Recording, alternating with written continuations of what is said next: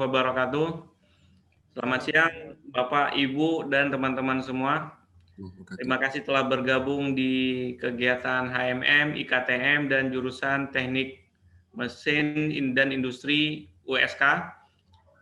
Jadi kegiatan rutin pelatihan hari ini adalah Typing Introduction bersama alumni Bang Ali, Teknik Mesin 88 yang sekarang ini sedang berada di Qatar.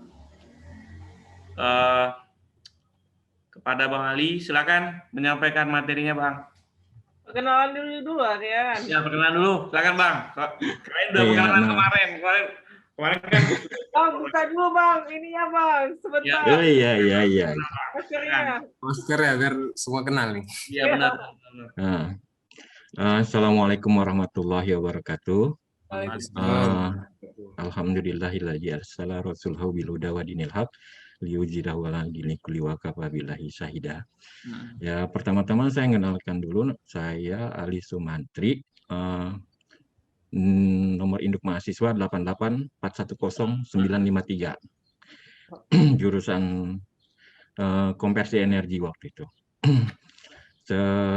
Sekarang saya punya 2 orang putra, yang satu sudah bekerja, itu namanya Muhammad Iqbal, bekerja di Jakarta, lulusan Teknik Informatika Unpad, sekarang kerja di Jakarta. Insya Allah tahun ini tanggal 20 Juni saya pulang, dia menikah, insya Allah. Terus yang kedua itu Muhammad Ridwan, sekarang kuliah di Teknik Sipil Unjani, terus sedang lagi nyusun tugas akhir. Ke istri baru satu.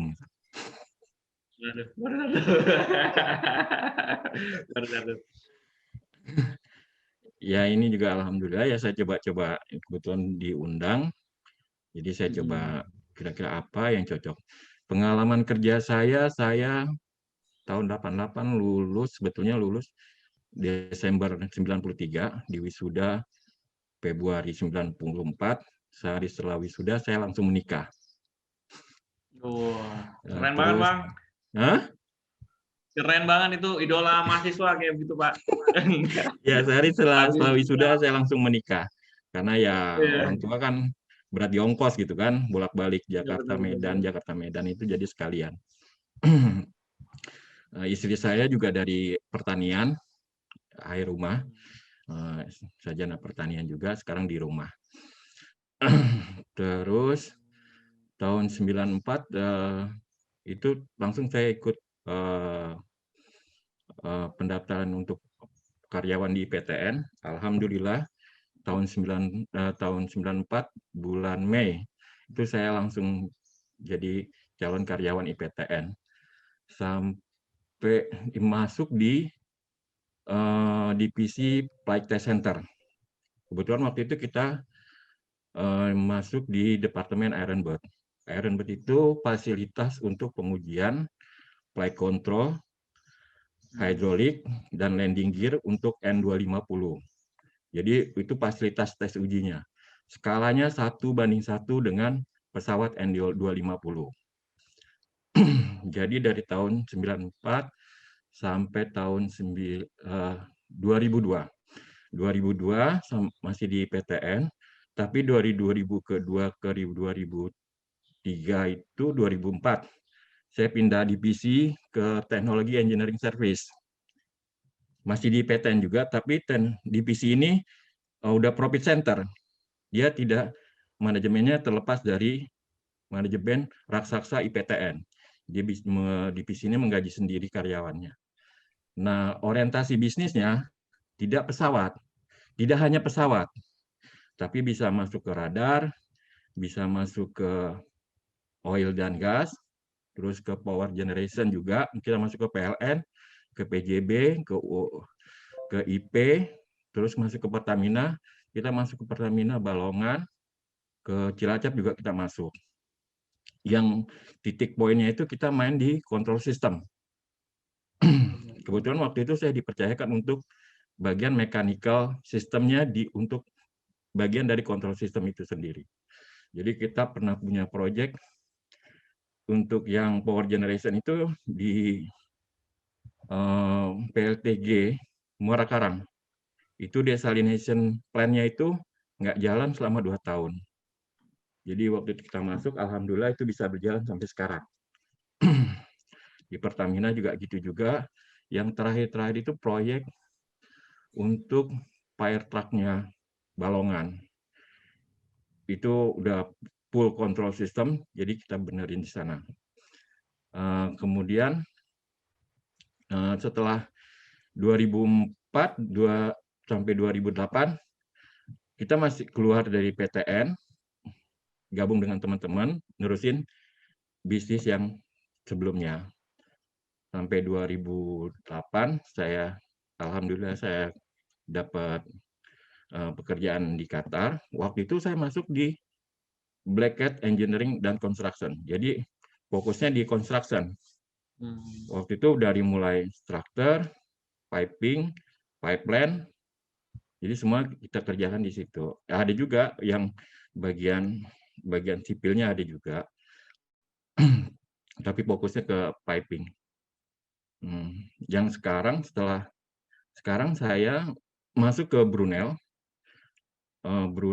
Tapi Brunel itu hanya perpanjangan tangan aja. Kerjaan saya sebenarnya di Kapco juga. Di Kapco sebagai mechanical static planner. Ya kerjanya khususnya ya pipa, ya heat exchanger, furnace, ya seperti itu semua. Jadi itu aja pengenalan dari saya. Mungkin ada yang mau bertanya, kalau tidak ya saya lanjutkan ke presentasinya. KI mau nanya dulu KI sebelum mulai? Atau Pak Ilham? Lanjut. Lanjut ya. Aja. Lanjut aja Bang, kami mau dengar ceritanya. Bang. Ayo, silakan Bang. Ya.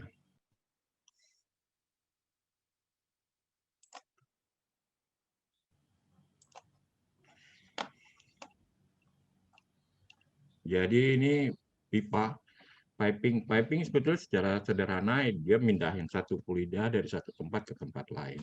Itu aja sebetulnya sederhana aja. Terus pipa itu sebetulnya tergantung dari fluida yang mengalir di dalamnya. Bang, maaf Bang, mungkin bisa di full screen aja Bang, slide presentasinya.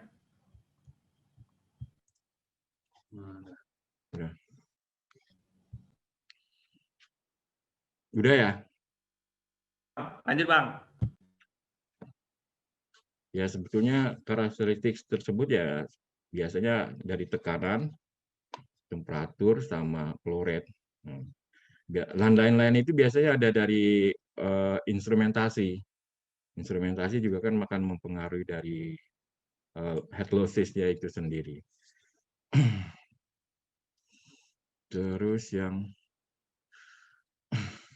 ya komponen-komponen yang ada di dalam pipa, jalur pipa biasanya ada fittings, kayak elbow, T, terus ada palep, ada peralatan lainnya ya seperti ya flow sensor, pressure indicator.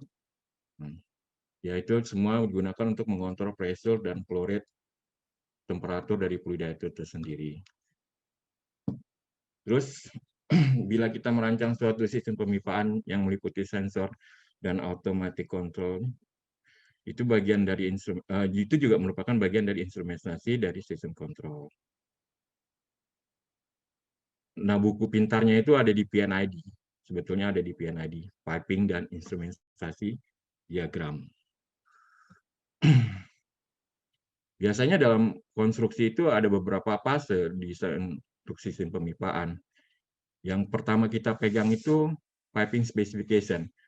Setiap perusahaan itu punya beda-beda piping specification. Qatar Petroleum punya beda, Qatar Gas punya beda, Rasgas beda. Yang sekarang saya kerja di Kapco juga beda. Tapi pada intinya jenis-jenis pipa yang digunakan sama, cuman numbering dan kodenya beda aja. Itu aja sih. Terus PNID sama seperti biasa. Dan yang penting itu piping layout. Piping layout general arrangement. Itu sebetulnya kayak seperti apa ya? Kayak seperti daftar isinya lah. Kalau saya pikir itu seperti daftar isi. Jadi ini larinya kemana, dari equipment mana, dari area kemana larinya kemana, itu ada di piping layout dan general arrangement. Nah, untuk siap per section, itu bisa dilihat di isometric drawing. Sebetulnya yang paling memuat informasi yang paling banyak, itu ada di isometric drawing. Nah, kalau misalnya kita nggak bisa baca isometric drawing, ya itu yang susah ini. Terus karena isometric drawing ada jenis pipa, pipanya pipa apa, tipe joinnya apa, pipe supportnya juga apa, tes pengujiannya seperti apa, coating, painting, insulation-nya juga ada di situ. Karena beda, saya lihat ada beda di PTN itu, gambar dan part list itu lembarannya beda. Tapi kalau di construction itu gambar sama part list sama informasi semua ada di satu page, nggak beda-beda page. Tapi kalau misalnya di PTN itu gambarnya bisa 4A0, 3A0. Kalau di sini nggak, di construction biasanya kita maksimum A3, itu aja.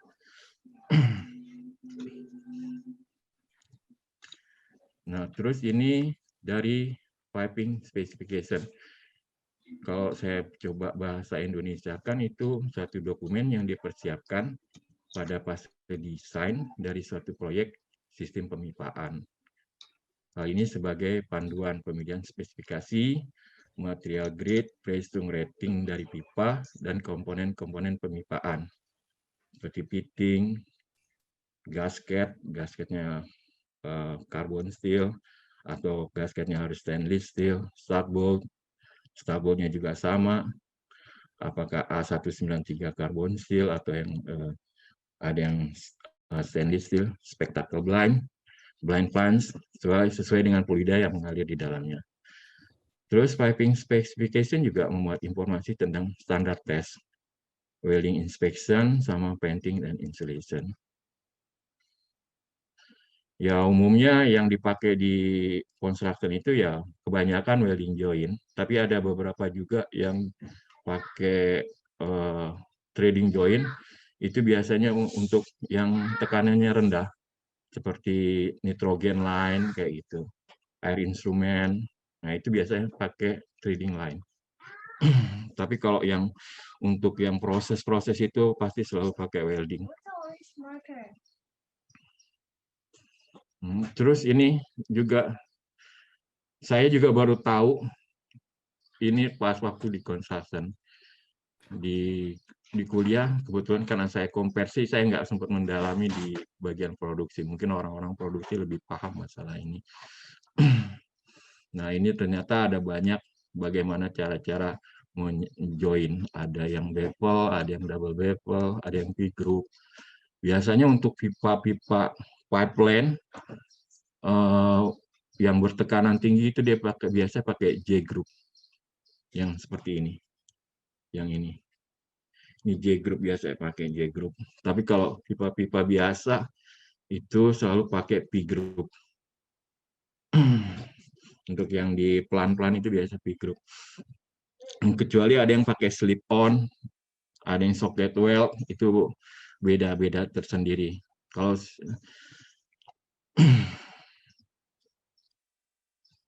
nah ini contoh dari ya, kalau misalnya ini contoh dari piping spec. Jadi ada pipa-pipanya harus seperti apa, diameter berapa dia harus pakai material seperti apa, diameter dari sekian sampai sekian harus pakai seperti apa. Begitu juga untuk nipple, elbow,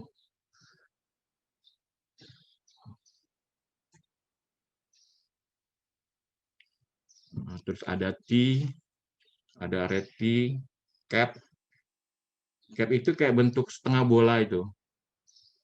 Cap itu bentuknya reducer T kayak 3, tapi yang salah satunya itu diameternya rendah. Misalnya dari 4, 4, 3 gitu. 2, 2, 1. Yang kiri kanannya 2, ke itunya tengahnya 1. Kalau cap itu setengah bola, yang kalau dari pipa ditambah setengah bola, jadi sebetulnya itu biasanya dipakai kalau misalnya untuk spare, kalau satu waktu harus diperpanjang atau di extension. Bisa juga pakai plunge, yang udah ditutup pakai blind plunge. Terus pakai concentric reducer, ada eccentric reducer, ya fungsinya sama, tergantung kebutuhan. Terus di sini ada switch nipple, ada coupling, couplingnya nyambung, terus ada union, ada plug. Plug biasanya digunakan untuk nutupin nipple. Biasanya itu dipakai kalau misalnya untuk pressure indicator, pressure transmitter. Itu biasanya sewaktu belum dipasang pressure indicator atau pressure transmitternya, itu biasa dipasang plug. Ataupun pada waktu pengerjaan hydro test, itu biasa di plug.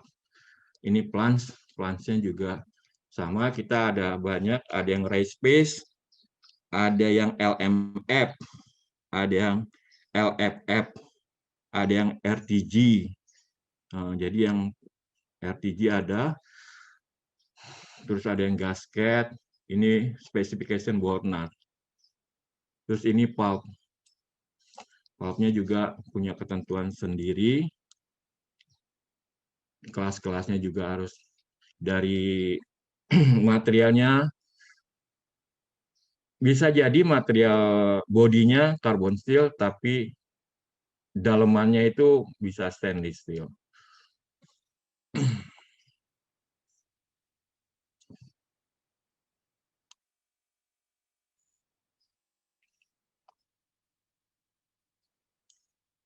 Nah, ini spesifikasi piping material untuk carbon steel.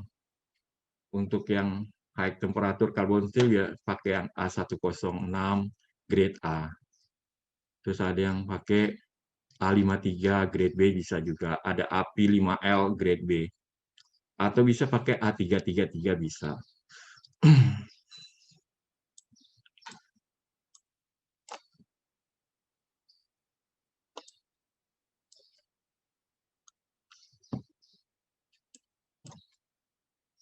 Yang ini untuk stainless steel biasa pakai 312 atau 304, 316, 321 sama 347. Itu yang sering dipakai di tempat kita biasanya.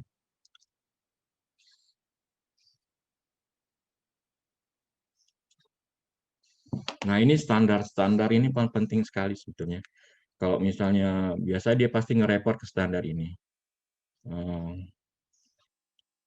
Ada ASME, biasanya untuk yang di sini ada untuk power piping ada 31.1, ada 31.3. Itu beda-beda. Bisa kita buka satu-satu. Itu banyak sekali beda. Sebetulnya sama aja sih. Cuman bedanya ada beberapa sedikit perbedaan. Terus standar ASTM ini pasti Bapak Ibu nih yang ini pasti lebih tahu itu. Berapa hardness-nya ini pasti lebih tahu. Cuman kita pakainya hanya standar ini aja, nomor sekian udah itu. Nggak tahu. Ini jarang kita pakai, tapi ada beberapa yang sering kita temui gitu. Tapi umumnya kita nggak pakai standar yang CWB ini. Nah, yang EN itu pernah saya temui. Bahkan yang AWWA itu sering kita temui waktu untuk yang sludge line ya, untuk kotor-kotoran, air kotor itu sering kita pakai AWWA. Biasanya itu pakai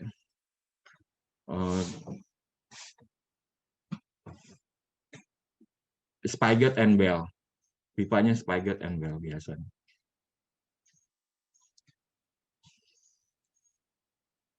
Nah, ini ada standar dimensi antara MPS dan inci. Ya ini yang dipakai standarnya, ukuran-ukurannya. Nggak bisa, di antara itu nggak bisa. Ini yang ada di pasaran seperti ini.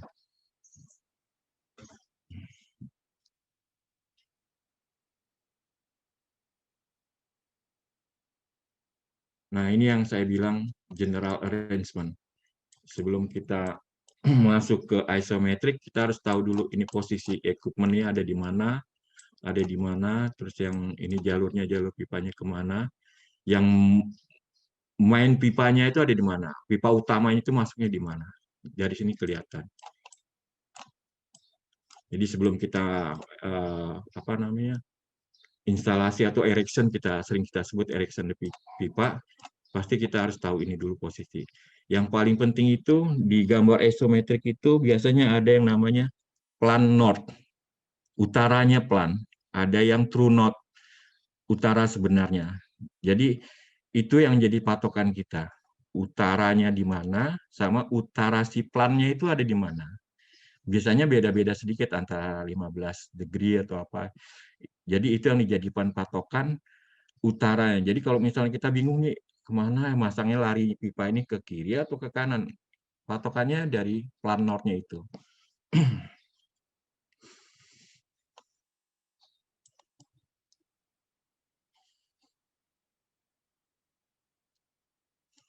Ya, ini contoh PNID, mungkin orang sering kita tahu. Di sini banyak. Ini saya kasih contoh. Ini misal dari exchanger 1501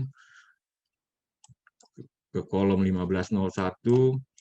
Ya, ini sebetulnya enak untuk melihat jalur pipa sistem, apalagi pelajari sistem kecilnya ya. Misalnya sistem kecilnya pompa kecil ini larinya sistemnya seperti apa, dia nyuplai kemana, terus dapat suplainya dari mana gitu. Bisa dilihat dari PNID. Biasanya di PNID kadang-kadang disebutkan nomor gambar isometric drawing-nya. Kalau dari situ disebutkan isometric drawing-nya, itu lebih mudah kita ngelihatnya. Tapi kadang-kadang ada yang nggak pakai isometric drawing. Jadi harus nyari sendiri isometric drawing-nya. Nah, ini contoh isometric drawing. Nah, di sini ada materialnya apa. Di atas ini materialnya apa aja.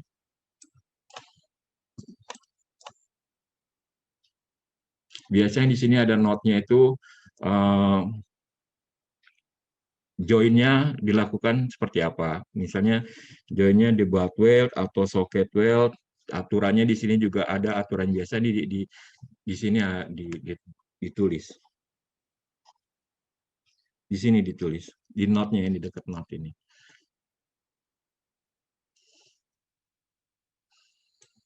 Ini biasa nomornya. Kadang-kadang masih ada yang pakai proyeksi Eropa, ada yang pakai proyeksi Amerika. Kebanyakan perusahaan-perusahaan Eropa, dia masih pakai proyeksi Eropa. Kalau misalnya kita masih bingung gimana proyeksi Eropa, proyeksi Amerika, itu lumayan juga itu mestinya. Dulu saya diajar sama Pak Dharma Daud itu.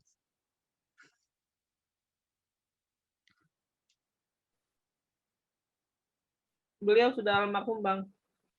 Apa? Beliau sudah almarhum. Oh iya, innalillahi wa inna ilaihi raji'un. Itu sempat ditanya itu saya waktu itu, kebetulan saya dapat bimbingan dari Pak Srimat Jasmadi. Beliau kerja di PLN. Jadi angkatan 88 itu cuma 3 orang yang dapat B, yang lainnya C untuk tugas menggambar teknik.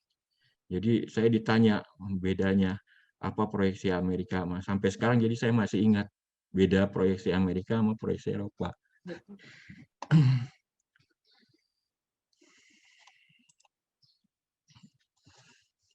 Terus ini contoh-contoh dari pipe support. Ada juga masing-masing perusahaan beda iniannya, tapi standarnya beda, tapi pasti esensinya sama. Ada yang pakai pipe shoe atau sepatu klem kayak kita sering sebut. Nah, seperti ini kayak gini sepatu klem nih. Kayak gini. Ada yang hanging juga. Ada yang bisa geser-geser. Jadi ini dikasih guide di pinggir sininya dia dikasih guide, jadi dia bisa geser ke belakang, geser ke depan. Tapi dikasih toleransi juga. Sekitar 2 atau 3 mili.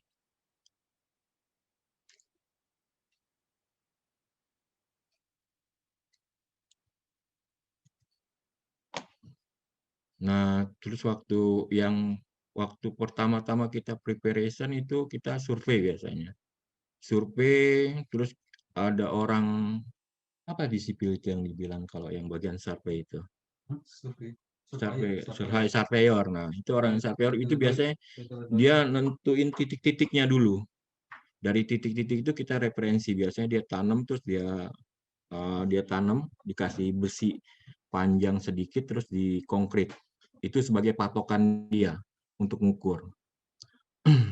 Nah, setelah itu kita biasanya laying pipa.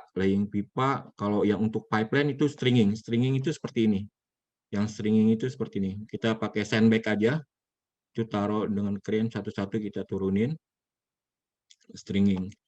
Nah, baru nanti mulai pick up dan trial join. Nah, ini roller itu digunakan untuk masang pipa di antara ini pipe rack ini. Jadi satu-satu roller ini ditaruh. Nanti crane akan ngangkat pipa, rigger nongkrong di sini, satu-satu didorong. Dorong. Tapi sebelumnya pasti ada dipasang scaffolding. Scaffolding dipasang dulu di sini, jadi orang bisa berdiri di atas ini. Nah, ini roller ini ditaruh di setiap beam. Roller ditaruh di setiap beam, pipa masuk dari sini, dorong sana satu-satu sampai berjejer. Berapa line, misalnya ada 4 atau 5 line, di sini satu, ini yang tingkat 1, tingkat 2, tingkat 3. Nah, ini satu-satu dimasukin. Pakai yang namanya pipe roller.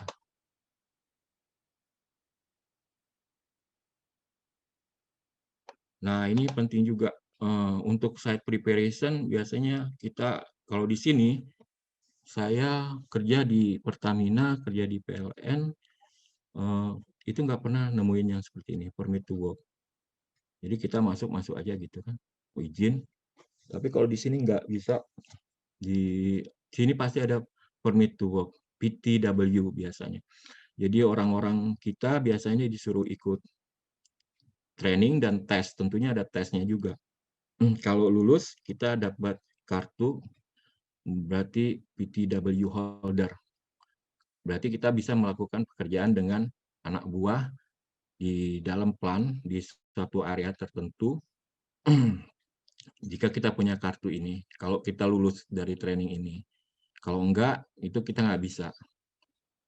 Ada yang beberapa kali nggak lulus, ada juga. Biasanya trainingnya itu ada yang manual, ada yang CBT, computerized based training. Itu ada. Kalau di Qatar Petroleum udah CBT, di Qatar Gas masih manual, di Rasgas sudah CBT. Kalau di Capco masih manual. Terus sebetulnya ini untuk menentukan kerjaan kita itu cold work, hot work, atau open flame. Sebetulnya kalau di Qatar Petroleum itu cuma ada 2, ada cold work dan hot work. Nggak ada open flame. Tapi di Qatar Gas itu ada 3. Kalau hot work itu hanya untuk gerinda gitu kan. Tapi kalau udah ngelas itu udah open flame. Itu apa namanya yang kalau di control room itu supervisor apa itu namanya? Bukan. Daily supervisor. Daily supervisor itu sebelum kita melakukan ngelas dia harus ngecek dulu semua peralatan aman dari mulai fire hose, fire extinguisher, semua habitat itu tempat ngelas yang udah ditutupin gitu, itu harus benar-benar aman. Terus sama fire blanket semuanya harus aman. Kalau enggak, dia nggak mau tanda tangan permit kita, dan kita nggak bisa kerja. Di PTW juga ada didukung sama method statement. Method statement itu sebenarnya general aja gimana cara kerja, tapi yang paling penting itu adalah job safety analysis. Itu biasanya orang yang buatnya itu orang safety engineer dari pihak construction.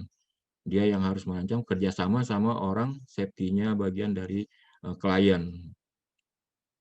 Nah, dia yang kalau udah itu ditandatangan baru bisa di-attach di PTW dokumen, baru diajukan untuk melakukan pekerjaan. Kalau semua itu udah diisi, ditandatangan sama ownernya, baru bisa bekerja. Nah,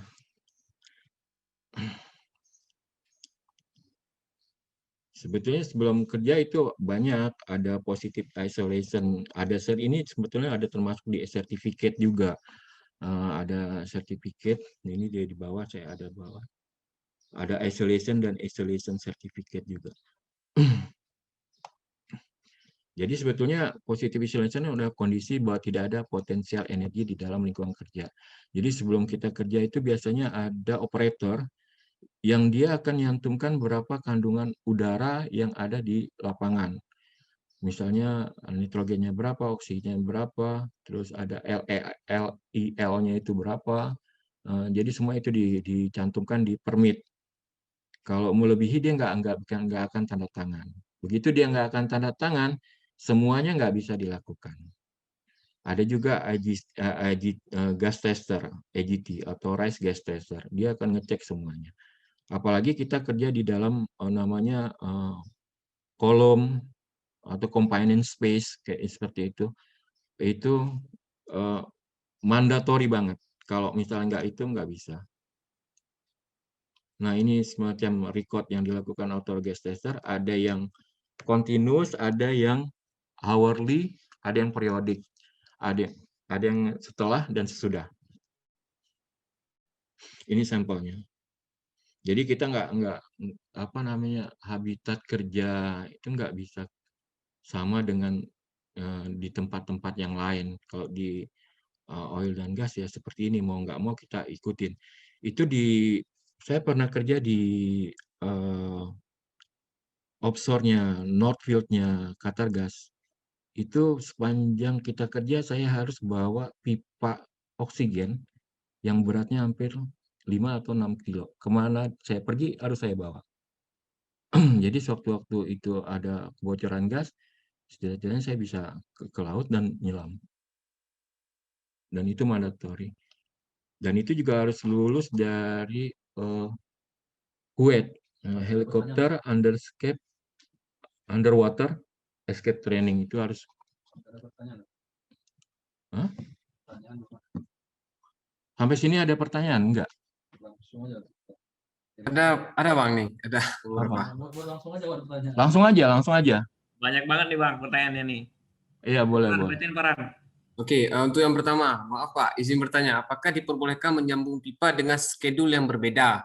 Apakah ada efek negatif dari pemakaian pipa yang dengan kondisi seperti itu apabila penyambungannya dengan schedule yang berbeda? Kalau pipa dengan schedule berbeda nggak bisa. Karena dia ada gap-nya apa? Dari gap-nya itu ketebalannya beda kan? Gap-nya juga, inner gap-nya itu beda. Nggak akan bisa. Kalau yang pakai schedule 80 harus pakai yang schedule 80. Kalau yang schedule 40 harus pakai yang schedule 40. Harus sama. Kecuali QC-nya ngasih. Kalau saya nggak ngasih. Kalau saya nggak akan saya kasih. Karena itu pasti akan ada daily welding report-nya kan.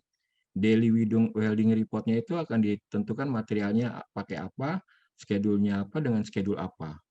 Nah, itu akan dibuat laporan juga kan sama QC-nya. Pertanyaannya tuh bisa atau boleh gitu, beda bisa. Oh, kalau bisa ya bisa aja.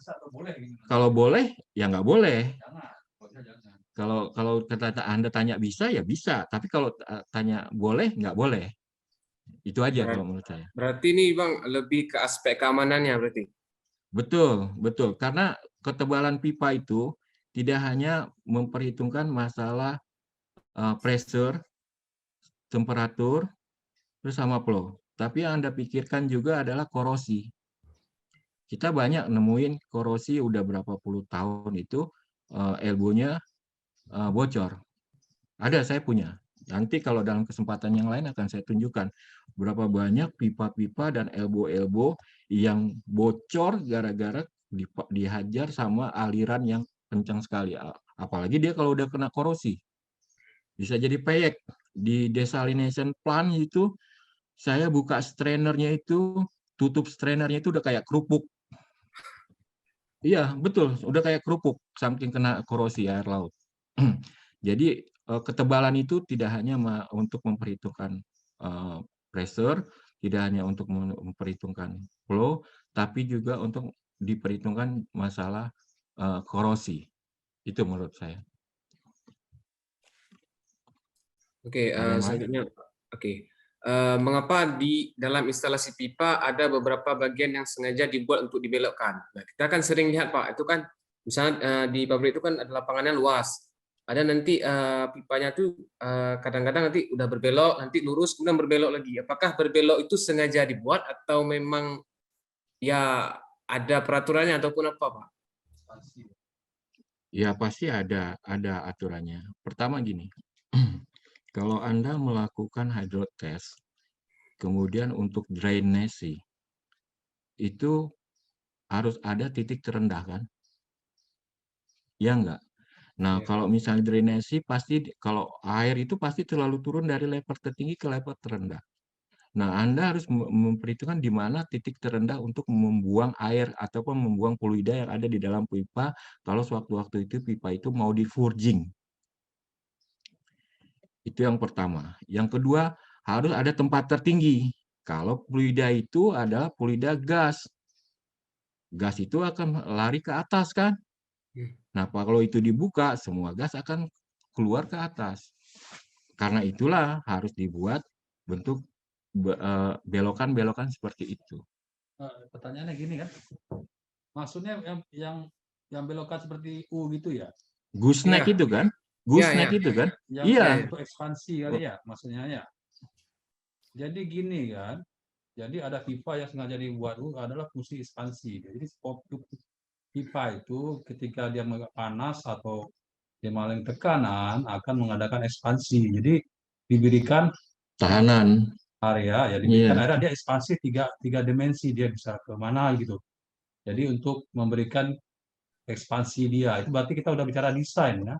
Karena desain itu juga berbeda ya. Kita mulai ke piping engineer. Itu yang mungkin bisa saya terangkan dengan Bang Ali. Kalau kita di sini kan konstruksi dan saya inspeksi, itu bagian dari engineeringnya nanti.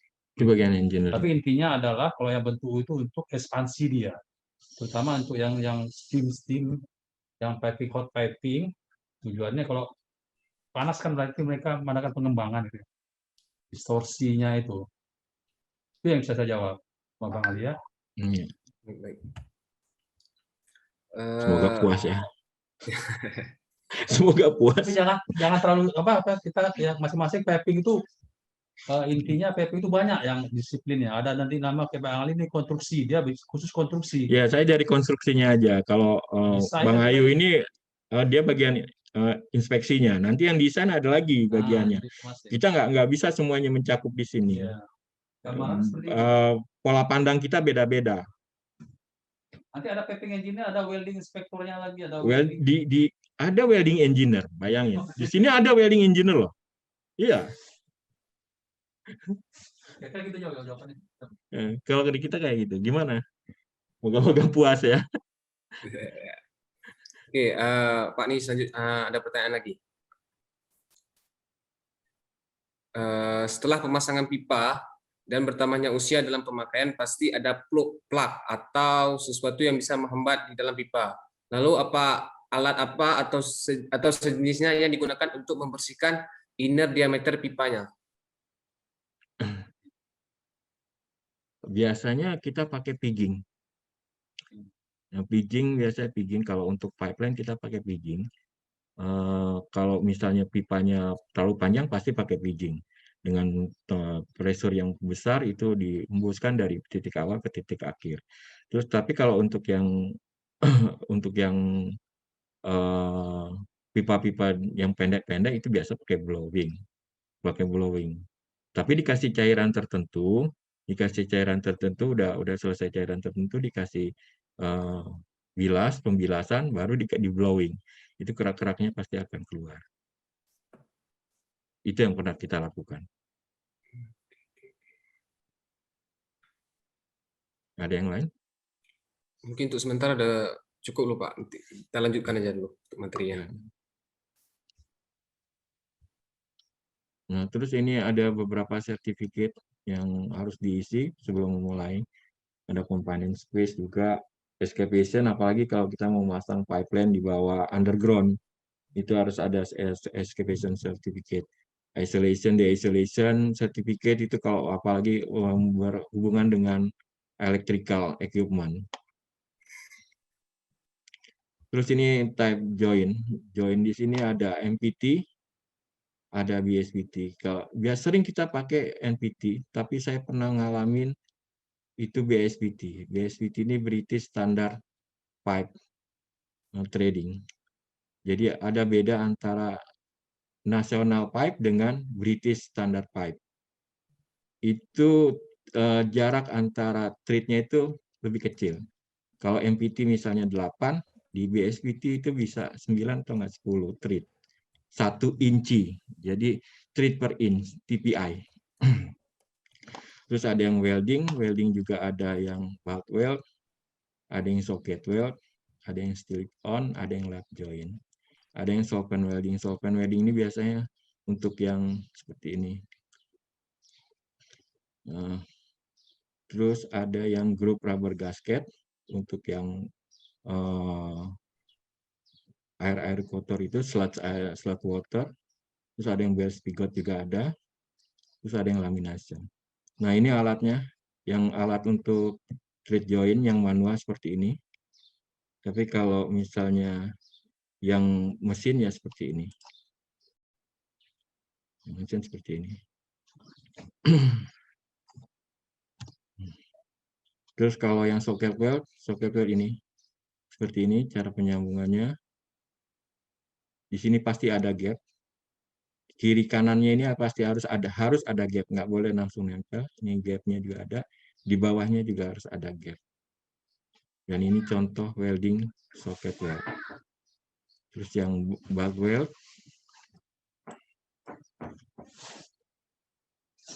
Yang bulk weld seperti ini. Di sini ada gap. Ini yang P group ya.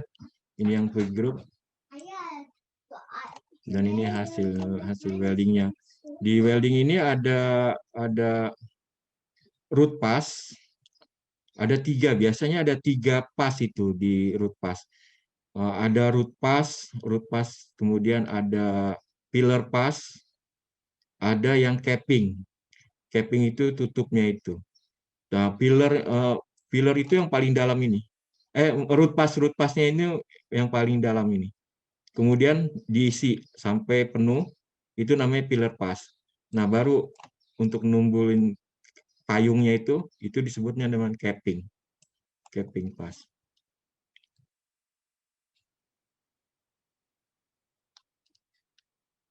Nah, ini untuk solvent. Ini pemanas untuk menyambung joint. Ini biasa dipakai di pipa PPRC.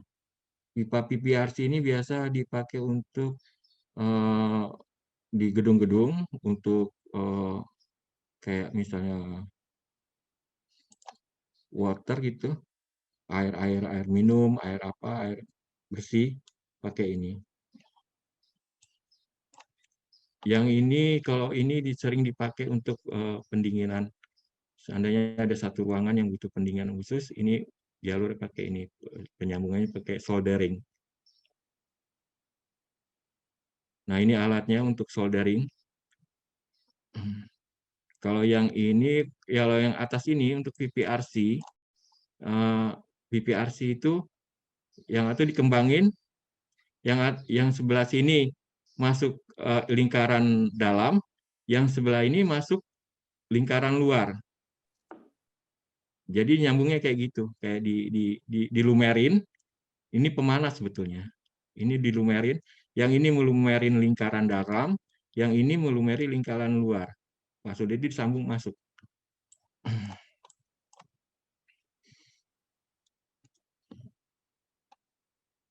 Nah, yang ini untuk grup. Sorry, ya, yang ini untuk grup. Yang grup ini biasanya untuk fire water line. Kalau di gedung-gedung itu ada untuk sprinkler. Nah, ini biasanya pakai ini.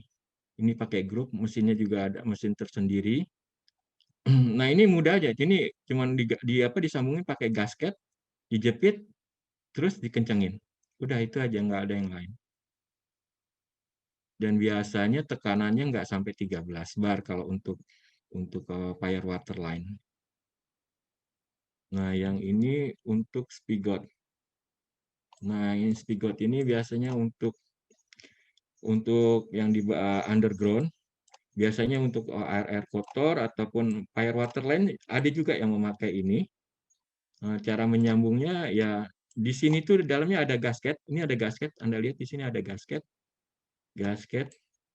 Biasanya gasket ini yang sering bocor. Nah, cara nyambungnya tarik sana, tarik sini, masuk, udah, itu aja. Cuman, saya pernah punya pengalaman, ini ke waktu hydrotest itu sering menjadi masalah. Jadi kalau mau hydrotest, bagian di sini harus di backfill dulu, harus ditimbun tanah. Yang dari sini ditimbun tanah. Cuman yang join aja yang diekspos. Kalau enggak, ini saking tekanan tinggi, ini bisa lepas. Jadi kalau mau hydrotest, ini bagian sini harus ditimbun dengan tanah atau di backfill. Yang ini di backfill, cuman joinnya aja yang diekspos.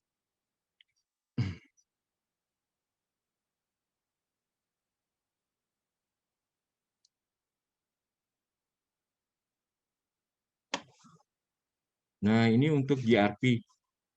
Untuk GRP itu dia pakai laminasi.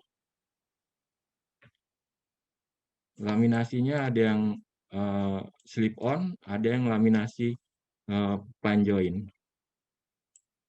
Kalau yang slip on biasa, dia dilaminasi, dilapisi, pas sudah gitu didiamkan. Setelah beberapa jam, langsung dipanasi.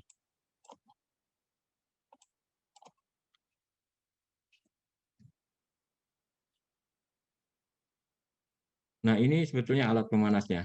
Yang merah ini alat pemanasnya, jadi dia dilapisin gitu. Tapi selama laminasi dia harus dipertahankan seperti ini. Di-cut seperti ini supaya nggak berbalik selama beberapa jam. Setelah beberapa jam selesai, ataupun setelah beberapa hari kemudian, baru ini dipanasin, join ini dipanasin dengan pakai selaput ini. Setelah itu baru kita bisa hydrotest.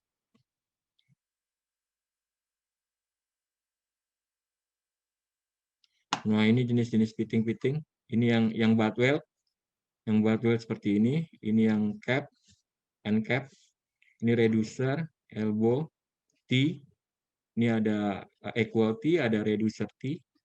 Ini juga sama, yang forging.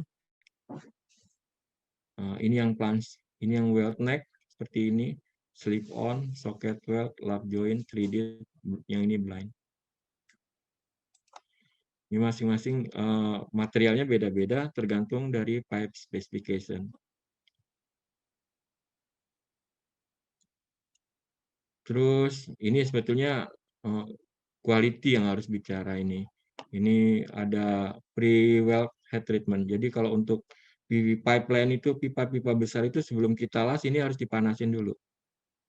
Jadi dua sisi yang pipa sebelah sini, pipa yang sebelah sana itu harus dipanasin dulu selama berapa jam. Kalau misalnya temperaturnya udah stabil, baru kita bisa mulai ngelas. Kalau enggak bisa.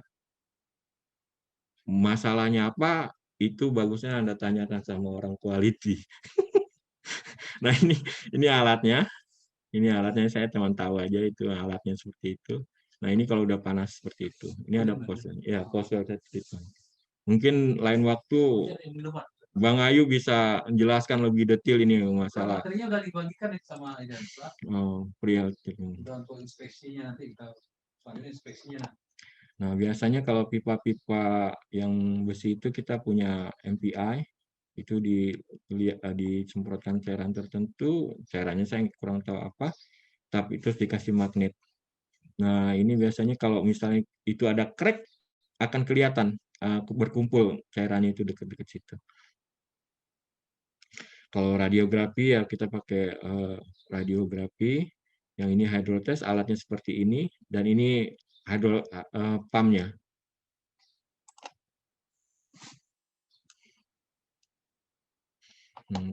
Terus ini coating wrapping. Biasanya untuk pipeline sebetulnya dia udah punya coating sendiri, tapi ada beberapa yang lecet atau apa. Nah, ini on-site, wrappingnya coatingnya on-site.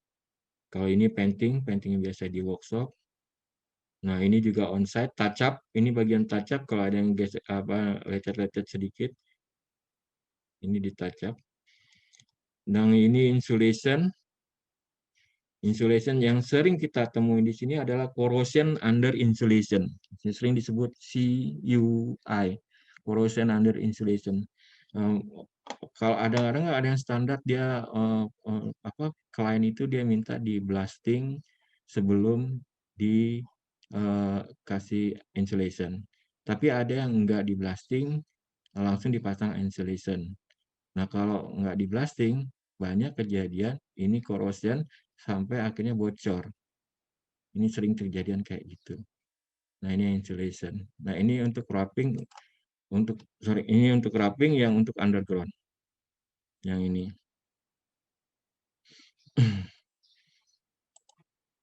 Nah, terus ini ada juga untuk pengecekan. Ini sebetulnya masuknya ke quality control untuk holiday test. Saya juga dulu waktu pertama-tama juga bingung apa maksudnya holiday test. Ternyata ini dia ngecek kalau misalnya ada yang terkelupas dari coating ini, alat ini pasti berbunyi. Tit, gitu. Ini ngecek dia. Nah, di macam detektor. Jadi kalau misalnya ada yang coatingnya ada yang terkelupas di sini, nah ini pasti bunyi. Dia jalan sepanjang pipeline ini dia jalan. Dia cek satu-satu. Jalan. Ada yang bertanya? Ada, Sampai Pak. sini Ada. Mungkin untuk pertanyaan selanjutnya, Saudara Bang Arido Fatir mungkin ingin langsung aja bertanya. Bisa langsung dihidupkan aja suaranya.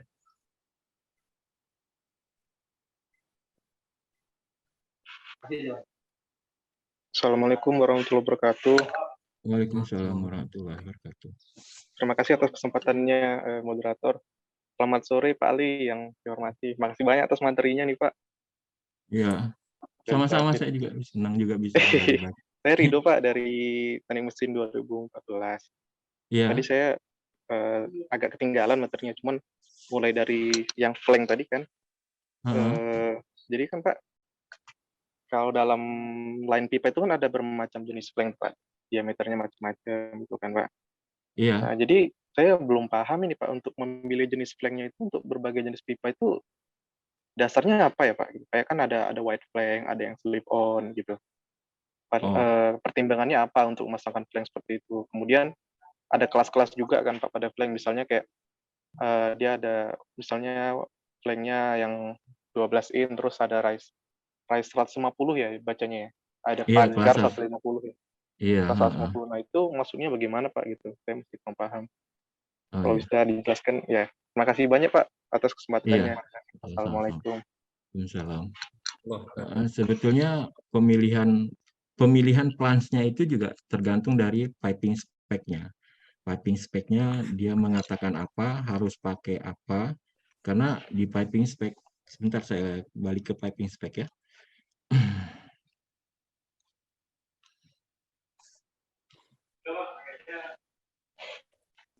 Nah, di sini ada piping spec.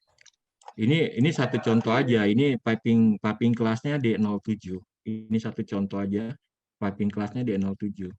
Kalau D07 itu flange-nya harus, kalau yang 0,5 sampai 1,5 harus pakai flange-nya socket weld. Kelasnya 300 pon. Kelasnya 300 pon, rise space.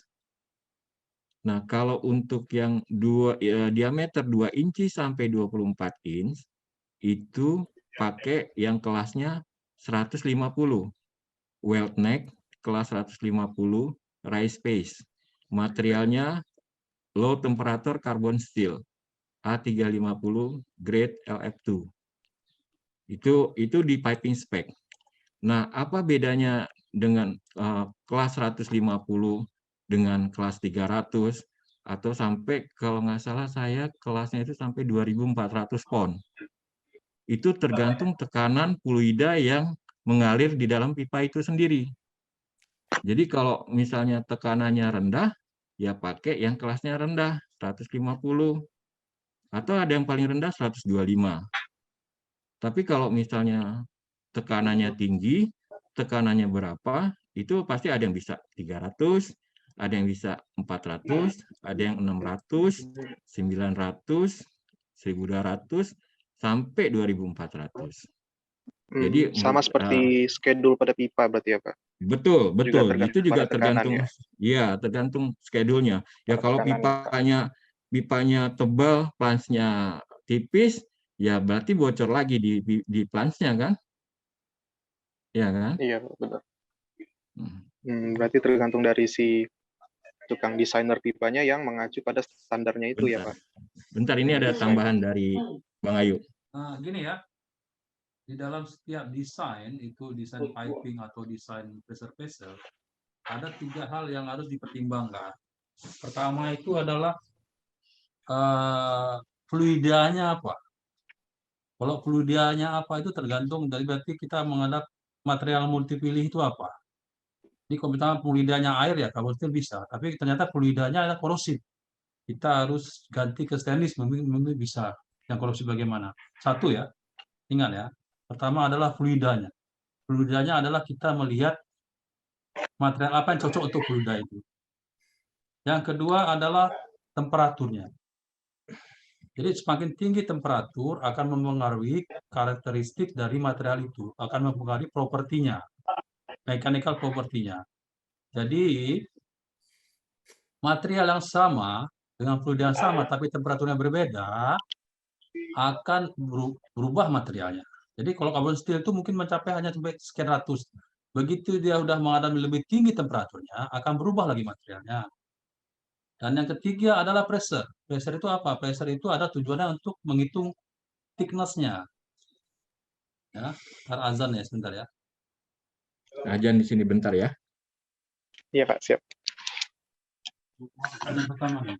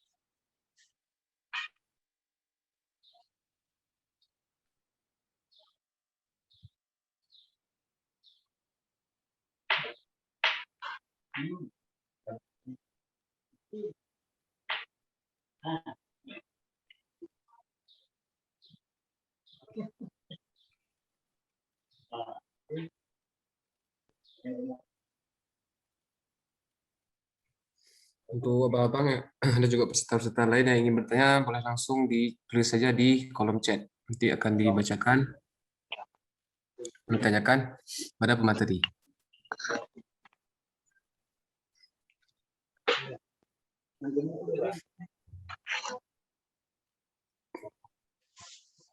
Ingat, Ya, saya ulangi, tiga yang penting itu ya. Adalah Hmm. setiap, coba lihat yang di perhitungan piping dan pressure vessel, itu pasti muncul itu. Pertama ditanya adalah fluidanya apa. Kedua adalah ditanya temperaturnya berapa. Fluida itu untuk menentukan materialnya apa. Temperaturnya apa, begitu temperaturnya berubah, material juga akan berubah. Kemudian ada selanjutnya adalah thickness-nya. Ingat rumus pressure vessel sama rumus piping itu muncul tiga-tiganya pertanyaannya. Untuk terakhir kita adalah mencari thickness-nya ya. Kemudian apa hubungan dengan flank pertanyaan tadi? Jadi ya, kalau flank ada butt well, socket well itu fungsinya apa? Kalau dia untuk yang chemical yang berbahaya, pasti rata-rata dia pakai butt well, tidak pakai socket well. Apalagi temperaturnya tinggi, biasa pakai butt well, tidak pakai socket well atau yang lain. Karena begitu dia mengalami deformasi, lasannya juga akan tertarik gitu. Kalau dia cuma hanya fillet well, bisa jadi pecah ya. Tapi ini keterbatasan ilmu saya sama Bang Ali karena ini udah mulai ke desain ya. Tanya ke desain. Jadi ilmu saya cuma sampai segitu dulu saya jelaskan. Tapi intinya seperti itulah kira-kira ya. Oke ya. Iya, iya Pak, siap. Boleh Pak. Terima kasih banyak Pak penjelasannya. Ya, nanti ada tambahan ya, setelah training piping ini selesai. Saya udah kasih sama Iriansa sama Ai ya. Nanti kita lari ke inspeksinya ya. Makanya saya bilang kemarin ini dulu, nanti baru kita lari ke inspeksi pipingnya untuk lebih jelas lagi ilmunya. Oke ya, lanjut ya. Iya Pak, siap Pak. Baik Pak Ali, ada pertanyaan lagi nih. Ya boleh, silakan. Ya, izin bertanya. Pada thickness berapa pipa yang harus di PWHT?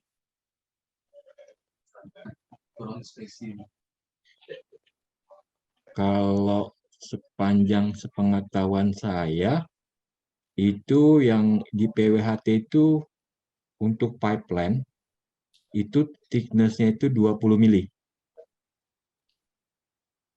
20 mili. Saya pernah, tapi kalau misalnya Anda tanya berapa minimumnya, aturannya harusnya ditanya sama orang inspeksi. Jadi gini. Nah, itu nanti gimana? Mau dijelasin sekarang atau jelasin nanti? Gambarannya gini aja ya. Jadi kalau kita lari ke standar ya, IPIB. Kalau untuk konstruksi lari ke IPI 31.3 ya. 31.3.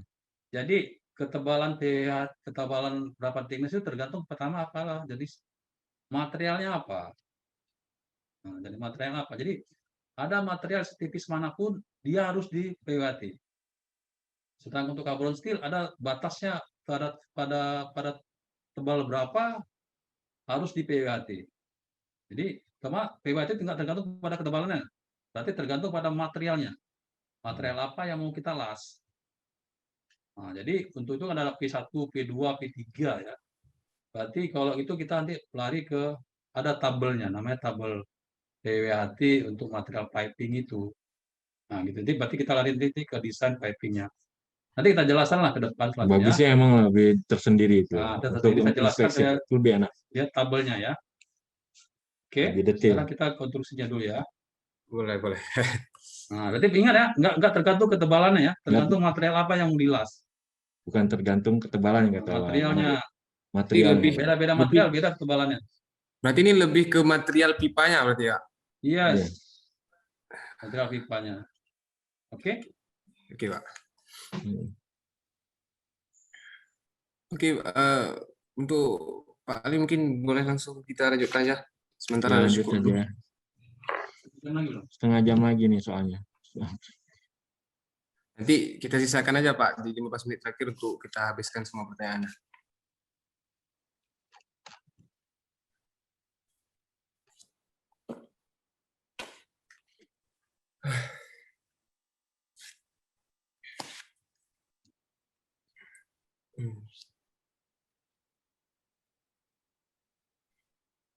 Nah, ini proses lowering. Nah, lowering ini biasa untuk pipeline. Dia diturunkan ke trench. Ini pakai alat namanya side boom. Dia bisa sambil jalan sambil nurunin. Ini mulai satu-satu dari sebelah sini satu-satu turun terus sampai situ. Terus tie-in. Nah, ini ada namanya tie-in. Tie-in itu sebetulnya istilah yang digunakan untuk proses penyambungan jalur pipa yang baru.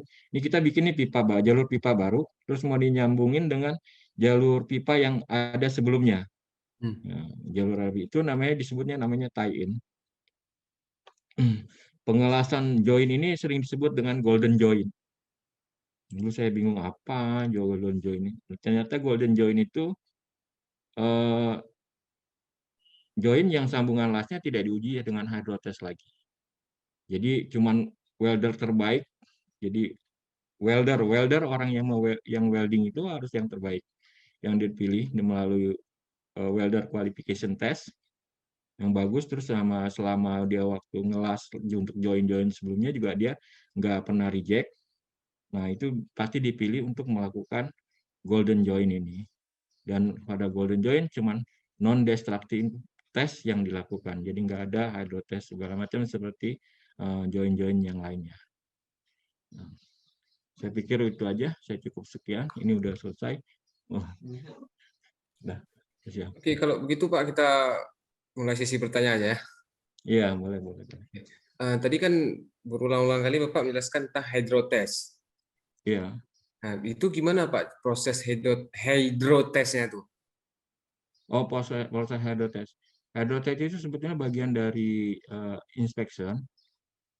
Dia untuk meyakinkan bahwa join-join itu tidak ada yang bocor. Itu bisa aja kalau misalnya yang threading join-nya tidak bocor, welding join juga join-nya tidak bocor.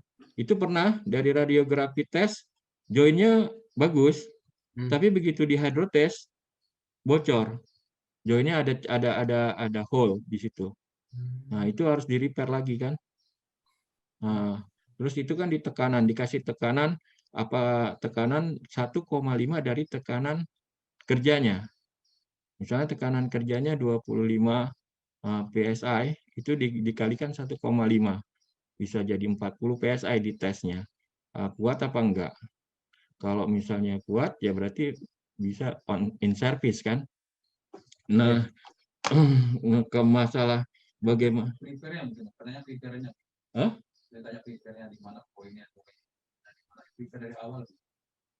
Maksudnya preparation dari awal? Untuk hydrotest? Ya, misalnya langkah-langkah gimana tuh? Oh, langkah-langkahnya. Bentar. Bentar ya. Nah, ini saya ambil contoh di sini. Ini saya ambil contoh di sini aja. Ini misalnya di sini ada flange, ya kan? Flange. Di sini ada reducer, di sini ada untuk drain. Sini masuk ada flange juga. Nah, ini harus di blind. Ini kasih gasket, blind di bolt. Ya kan? Yang ini dilepas valve-nya, kalau misalnya di welding, Anda cuma cukup pakai plug. Nah, tapi di sini dikasih flange yang ada nipple-nya. Blind flange, tapi ada nipple. Nah, itu gunanya dihubungkan ke pressure gauge sama pressure recorder. Nah, ya kan? Dari sini, ini Anda hubungkan dengan blind flange, tapi yang ada nipple-nya. Ini dihubungkan ke hydrotest pump. Nah, dihubungkan dengan hydrotest pump. Hydrotest pump-nya itu ada yang bisa manual, yang dipompa, ada yang bisa pakai pneumatik. Nah, setelah itu ini di blind plan-nya ini dikasih nipple-nya dihubungkan dengan flexible hose masuk ke pump, bisa ke hand pump, bisa ke pneumatic pump. Nah, udah gitu diisi. Ini kan hanya untuk ini nih pipe support kan. Ya, sampai sini udah diisi. Di sini juga dikasih blind flange yang ada nipple-nya di connect ke saya di sini dikasih cabang, ada yang untuk release pressure. Satu lagi cabang itu namanya disebutnya manifold. Kita sebut dengan manifold. Jadi ada satu pipa dengan cabang, ada 3 cabang, yang satu untuk release, satu ke pressure gauge, satu ke pressure recorder. Oke. Nah, dari sini mulai dipompa. Pertama kita flushing dulu. keluarin dulu sampai semua line ini terisi penuh dengan air.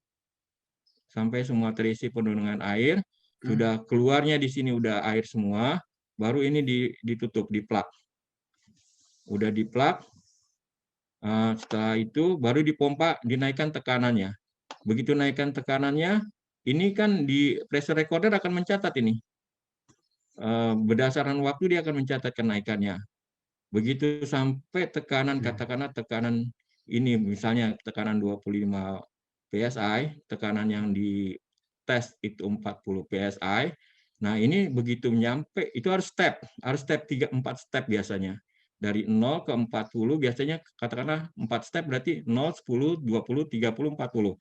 Begitu 40 itu di hold selama 1 jam. Oh. Di hold selama 1 jam. Ada yang pipa PPRC itu dia begitu nyampe 40 itu dia drop, pressure-nya drop. Tapi itu nggak bocor. Dia memang karakteristik pipa PPRC. Nah, tapi kalau misal pipa-pipa steel itu dia di hold sampai 1 jam. Begitu di hold 1 sampai 1 jam, dia kelihatan ada yang bisa standarnya cenderung naik, ada yang standarnya biasa, flat kayak gitu kan.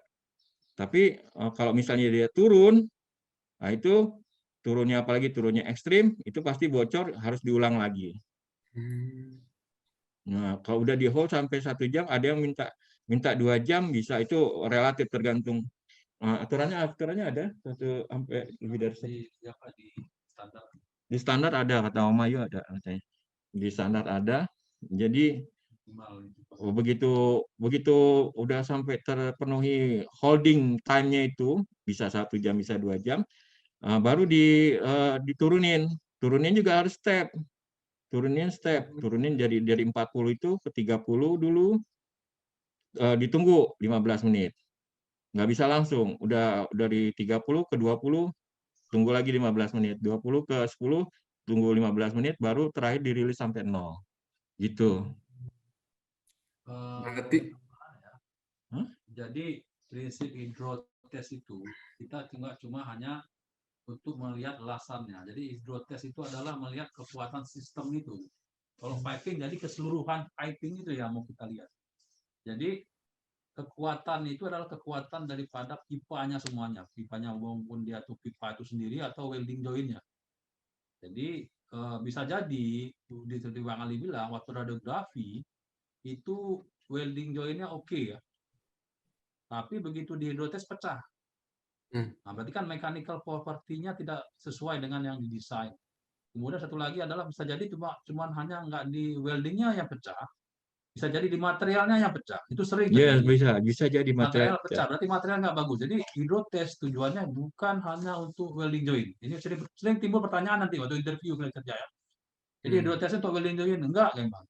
Bukan untuk welding joint aja, Pak, tapi keseluruhan sistem sistem. Nah, jadi kita melihat kekuatan material keseluruhannya berdasarkan desainnya itu. Itu ya. berarti ini Pak dilaksanakan setelah melakukan pemasangan semuanya. Oh iya. Jadi Sebelum setelah biasanya kita ada yang namanya pemasangan final installation. Udah final installation, setelah dipasang ini semuanya pasti ada orang hydrotest masuk. Orang grup hydrotest itu akan ngetes semua. Dia pasti akan copot-copot itu. Copot-copot yang segala macam, karena ini udah dipasang, gasketnya udah terpasang sesuai dengan desain, dicopot lama-lama dia dengan temporary gasket, dipasang blind, ya kan? Nah, udah dipasang, dia ngetes, sudah selesai, itu ada lagi yang namanya commissioning. Orang commissioning akan masang sekali lagi sesuai dengan gambar, sesuai dengan desain. Jadi gasketnya sesuai dengan gambar, terus blindnya juga, boltnya juga sesuai dengan gambar.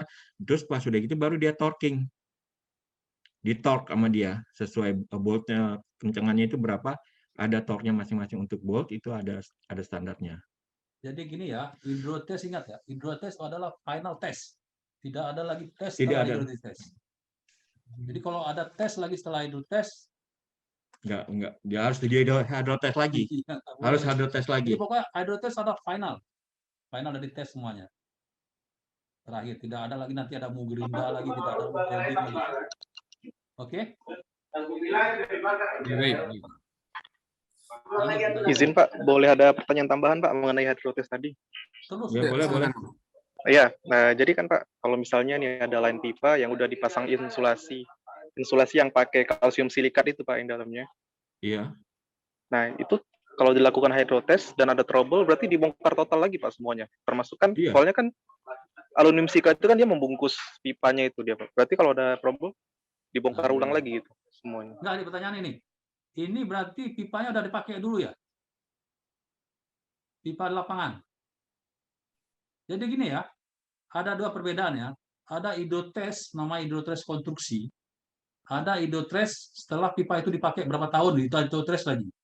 Tapi kalau pipa yang konstruksi tidak boleh diisolasi, harus Harus dibuka. dibuka. Jangan isolasi dulu. Sebelum di insulation harus hydrotest dulu. Nggak boleh di insulation. Tapi kalau misalnya pipa yang udah terpasang, udah terpasang di hydrotest. Ya gini, pipa yang terpasang pengertiannya, pipa itu misalnya udah dipakai setahun 2 tahun, tapi kita ada keraguan kekuatan pipa atau kita ada kejadian lain. Ya nggak apa-apa, kita fokusnya di mana? Kita misalnya di situ ada pengelasan lagi yang kita potong pipa tadi, kita potong. Berarti yang kita lihat hanya di elasannya itu aja. Itu pipa yang udah dipakai, harus dipahami ya. Jadi hidrotest dalam konstruksi dan hidrotest di lapangan itu juga standarnya beda. Hidrotest yang dikonstruksi nanti kita lari ke B313, sedangkan hidrotest yang untuk di lapangan kita lari ke IPI 570. Nah, tentang pelepasan isolasi enggaknya itu di 570 kita bisa lihat. Itu. Jadi yang sekarang ini pengalamannya gimana kalian? Pengalamannya gimana? Ya, Mbak Rido. Yang tanya tadi siapa? Rido Fadil, Pak. Mesin 2014. Lu mana yang nanya kok hilang? Yang nanya mana? Terputus Pak nih, Pak. Hadir Pak, hadir. Tadi kepencet. Ya Pak, Hmm. jadi yang saya lihat kan, saya kira itu pipa yang udah dipasang insulasi itu sebelumnya udah di hydrotest dulu. Berarti kan, berarti dia udah di hydrotest, kemudian insulasi itu treatment tambahan ya Pak untuk pipa tersebut ya. Bukan dia sebelum hydrotest dipasangkannya. Belum, harusnya nggak Iya. boleh sebelum hydrotest nggak boleh dipasang insulation. Ya, Kalau saya udah dipasang baru lihat insulation, aja sih Pak. kalau udah dipasang insulation berarti udah hydrotest. Berarti itu. dia udah hydrotest sebelumnya ya Pak. Iya, siap. Iya. Terima kasih banyak Iya. Pak. Iya, sama-sama. Oke. Baik Pak, kita lanjutkan ke pertanyaan selanjutnya. Ini kan kita kan dari tadi menjelaskan, Bapak menjelaskan jenis pipa yang digunakan untuk production di oil and gas. Apakah standarnya sama dan part-partnya digunakan untuk drilling pipe? Untuk apa putus? Apakah Ulang lagi. dengar Pak? Ya. Iya. Apakah yang tadi Bapak jelaskan kan untuk part dan dan standar pipe-nya apakah sama yang digunakan untuk drilling pipe? Sama dengan? Untuk drilling. Untuk drilling. Oh, drilling. Pemboran. Beda, pasti beda. Pasti beda karena schedule-nya pasti lebih tinggi kalau untuk drilling. Untuk tekanannya juga pasti beda berarti Pak ya? Ya, pasti beda. Standarnya pun beda. Kita belum ketemu ya, drilling belum pernah lihat drilling. Kita belum pernah nemuin drilling. Jadi kita pengalaman di petrokimia oil gas, di drilling saya belum pernah Belum lihat pernah. schedule pipanya berapa, tahu saya. Tapi yang pernah lihat saya pernah kerja di dekat Pertamina itu di Kalimantan, saya lihat memang schedule-nya tinggi-tinggi. Schedule-nya tinggi pasti. Itu udah spesial pipe dan apa pertanyaannya ada schedule-nya, tabelnya saya terus terang belum pernah lihat. Daftar schedule pipanya berapa ya? Gitu. Gimana? Udah Pak, kita lanjutkan. Ada pertanyaan satu lagi nih. Ya. Izin menambahkan kalau boleh tentang drilling. Oh ya, baik, silakan Pak. Drilling berat nih. Drilling dari 97. Saya di drilling. Pada prinsipnya sama aja, sepanjang kita tahu fluida yang dipakai apa ya. di drilling itu kita ada high pressure pipe, ada low pressure, ada yang untuk air juga, air ada, untuk angin ada. Jadi kalau angin kita main di 150 psi, ya kan. Tapi kalau angin yang kita main di kompensator di offshore rig yang untuk mengkompensate dia punya rignya sendiri, itu mainnya di 15.000 psi. Jadi kita lihat fluidanya bisa jadi air atau juga angin seperti yang disebutkan oleh Bang Ayu tadi. Jadi di drilling sama aja, cuman lebih compact. Dalam artian ke drilling itu kan dia mobil suka dipindah-pindahkan ya, setelah dia ngebor di sini untuk berapa bulan harus dia pindah. Jadi desainnya lebih banyak dijoin dengan untuk mudah dipindahkan dengan panjang tertentu. Misalnya kalau bisa dipakai 2 join, artinya di sekitar 40 kaki, ya udah cuman dilepas di 2 join itu aja, sisanya nggak dilepas. Karena kalau kita pindah, pasang bongkar tuh lebih sering. Nah, jadi kita menghindari yang welding. Tapi kalau untuk yang ke mas, itu juga kita pakai hammer union aja. Hammer unionnya pun ya ada kelasnya, tergantung dari pressure dan fluidanya. Ada juga di fluidanya di drilling tuh mereka disebutnya high pressure dan high temperature. Nah, kalau yang seperti itu,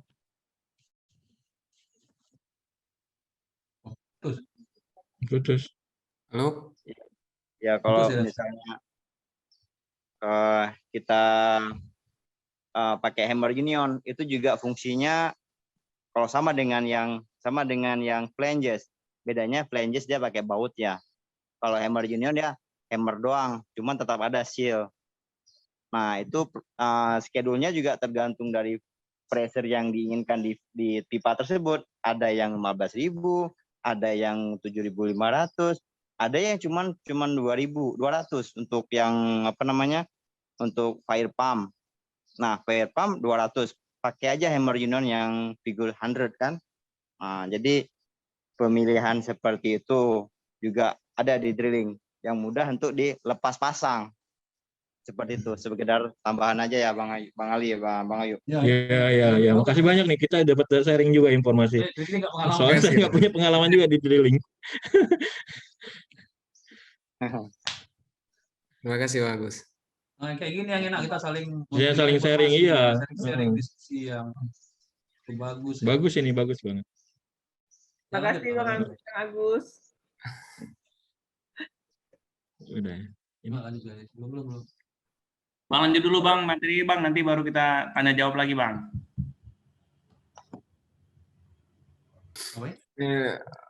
Oke, Pak Ali gimana, masih ada pertanyaan nih? Sebentar, lanjut materi dulu deh. Nanti baru Ini udah habis Bang Adi. 5 menit lagi ya, 5 menit lagi nih. 5 menit lagi kita mau sholat Jumat juga. Ini dari pertanyaan terakhir ya. Apa saja penyebab dominan terjadi korosi di dalam isolasi dan cara efektif untuk mencegah korosi tersebut? Wah, apa yang faktor dominan terjadinya korosi under insulation? Wah, ini ada korosi ya, bukan konstruksi lagi. Ini korosi nih orang inspection nih. Bukan orang konstruksi. Kalau konstruksi masang baru soalnya. Kalau ini udah nggak pakai lama, Pak. Gini saya coba jawab semampu saya ya, dan terus terang saya. Boleh nggak apa, Pak? Dari tahun 2010 saya udah nggak lagi di static ya, di inspeksi mulai ke rotating ya, ke vibrasi ya. Seingat saya gini aja, jangan salah kalau dikoreksi ya. CUI itu berarti ya faktor-faktor pertama, jangan sampai dia itu isolasi itu basah ya. Basah itu mengakibatkan isolasinya akan lengket ke situ, mengakibatkan korosi ya, korosi antar isolasi. Kemudian yang sering terjadi juga adalah untuk yang cool insulation. Cool insulation itu yang terjadi korosi bukan di dalam, tapi antara sela-sela yang hampir terbuka gitu ya, seberapa senti dari berapa mili dari isolasinya itu yang sering terjadi korosi ya.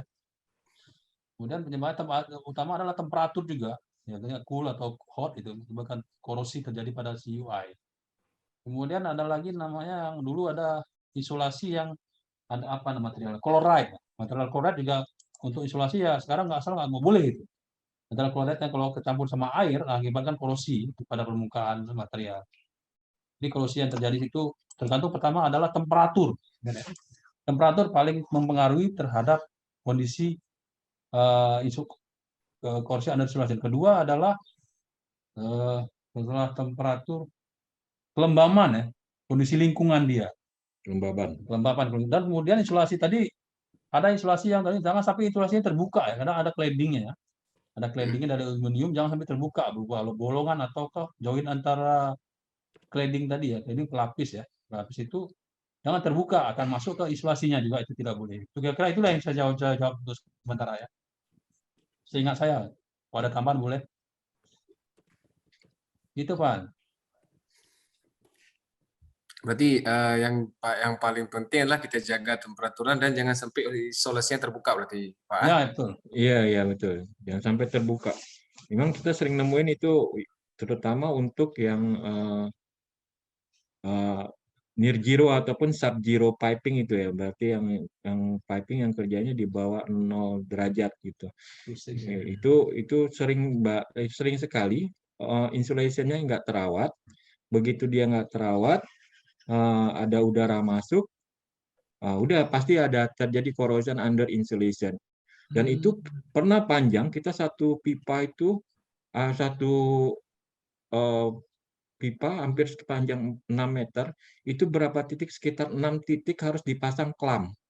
Jadi karena produksi ini nggak boleh berhenti, sementara itu bocor, dan itu alarm bunyi terus, karena gasnya itu bocor kan, jadi harus diklam. Diklamnya itu kita butuh sekitar 2 atau 3, 4 hari untuk memproduksi klam. Jadi kalau misalnya klamnya itu ada 4 atau 6 titik, itu satu klam itu butuh 2 hari untuk pabrikasinya.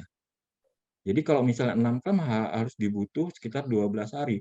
Nah, itu dikebut sampai 4 hari karena itu bocor terus, dan itu kita dapat komplain terus dari orang safety kan. Orang safety dia ngasih ini terus kan, laporan ini ada gas leakage. Dan itu harus dipasang klem.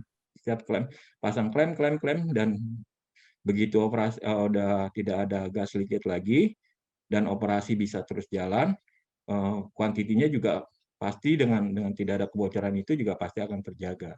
Ya, tambahan lagi. Ini ya saya lihat namanya ada critical temperature untuk CUI ya. Jadi saya ini agak lupa ini.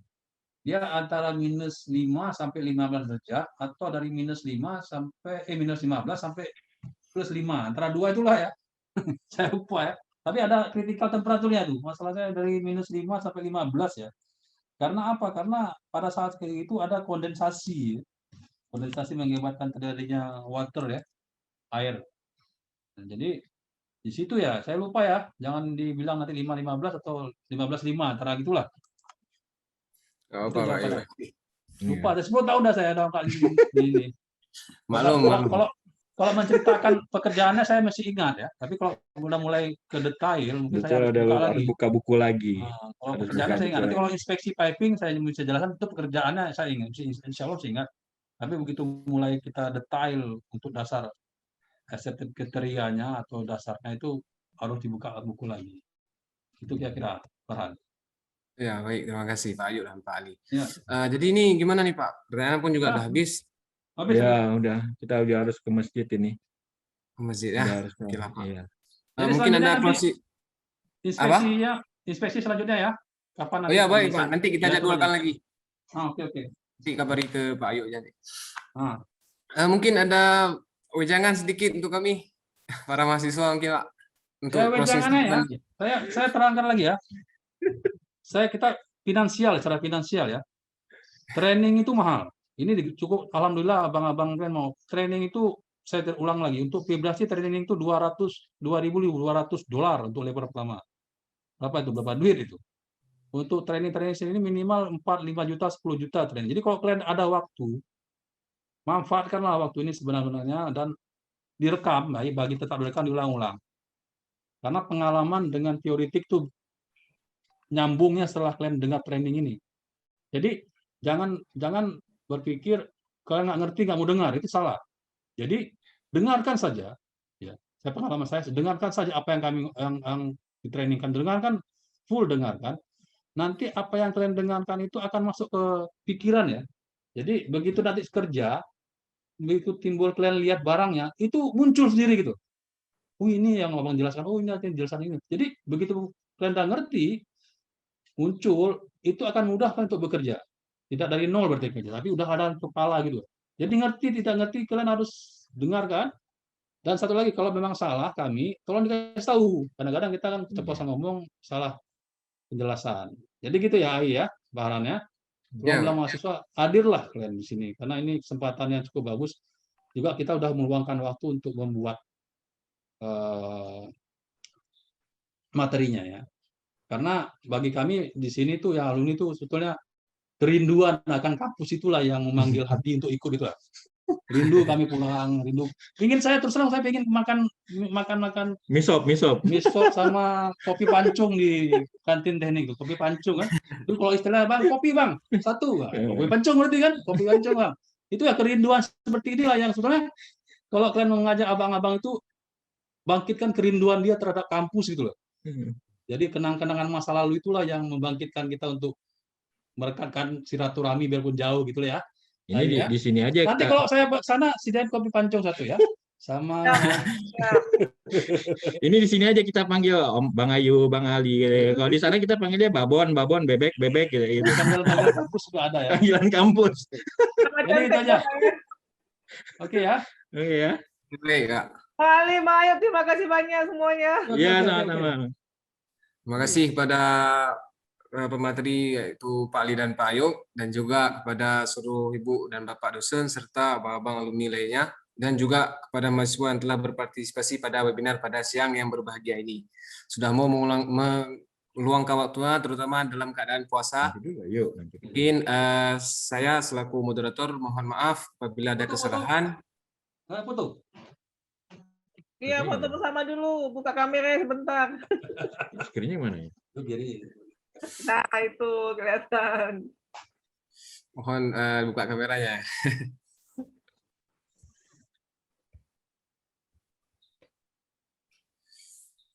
Udah?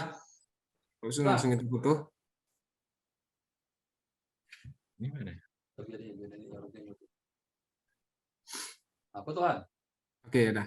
3, 2, 1. Nah, satu lagi halaman 2 halaman.